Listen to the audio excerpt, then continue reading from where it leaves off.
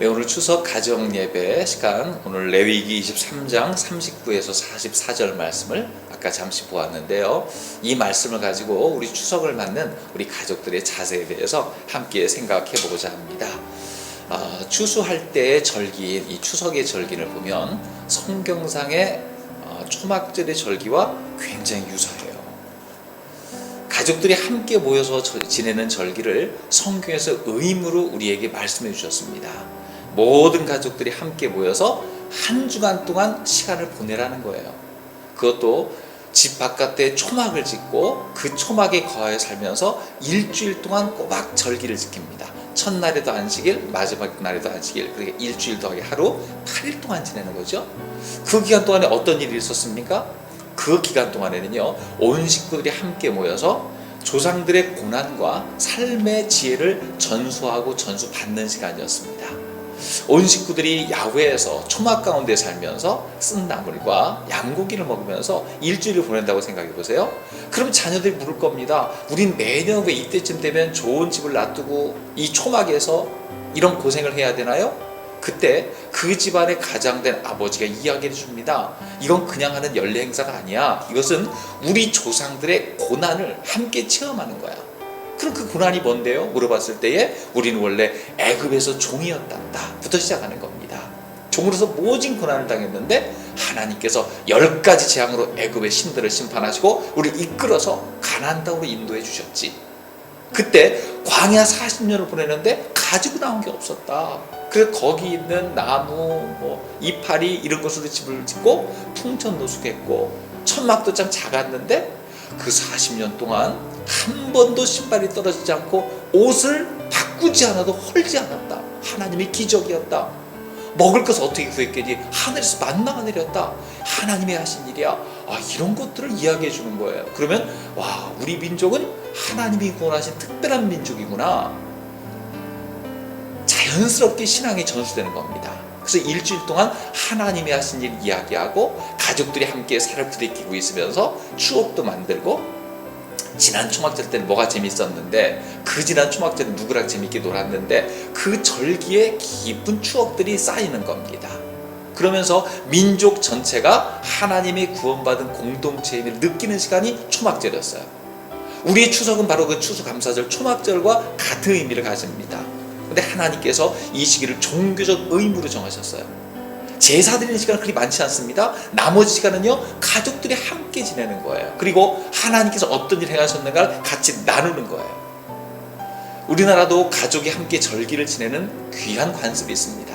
이 관습을 그냥 추석 때 추석 특선 영화나 보고 넷플릭스 보고 이런 시간을 보내지 말고요, 가족이 함께 시간을 보내고 대화를 나누고 우리 가족 가운데 하나님께서 행하신 일들을 함께 공유하는 그런 시간으로 삼았으면 좋겠습니다. 왜냐하면 우리 가족이 가까이 있는 분들은 3대가 모인 분들이고 4대가 모인 분들도 있는데요, 신앙이 대를 이어서 전수될 가정에 보면은요, 가족 간에 하나님이 역사하신 전설 같은 이야기가 있습니다.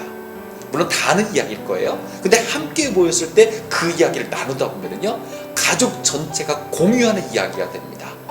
우리 집은 어떤 집이냐면 하나님이 도우시는 집이야. 우리 할아버지 때 이런 일이 있었고, 할머니는 이런 체험을 했고, 우리 아버지는 이런 하나님의 은혜를 경험했고, 나는 이 하나님 믿고 사는 거야. 이게 대를 이어 전수되는 거예요. 그래서 신앙은 수직적 계승이 이루어져야 됩니다. 수평적인 관계도 중요하지만 정말로 중요한 것이 수직적인 계승입니다. 이 추석은 하나님 말씀, 신앙의 수직적 계승을 확인하는 중요한 절기라는 생각이 들어요. 특히 코로나 바이러스 때문에 힘든 시간을 보내고 있는데, 이 시간에도 우리는 하나님을 의지할 때에 이 코로나를 이겨낼 지혜를 하나님이 주실 줄로 믿습니다. 가족의 역사가 전수되고 조상들의 교훈이 나눠지고 하나님 말씀이 후손에게 잘 전수될 때에 그런 가정이 믿음의 명문 가정이 됩니다. 대를 이어갈수록 귀한 사람들이 배출되는 가문이 될 줄로 믿습니다. 나 당대만 잘 되면 그건 참 서운한 일이에요. 그런데 갈수록 잘 되는 집이 있으면요, 정말 진짜다 얘기할 거예요. 단순간에 인생이 바뀌진 않거든요. 그러나 계속 꾸준히 하나하나 쌓여가다 보면요, 어느 순간에는 괄목상대할 결과가 나옵니다. 눈을 크게 뜨고 볼 만큼 변화가 일어나는 겁니다. 하나님 바로 그러신 분이에요. 우리는 작지만 하나님은 어마어마하게 크신 분입니다.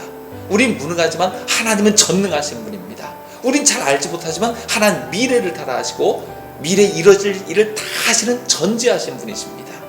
그러므로 어떤 분은 그렇게 표현했어요.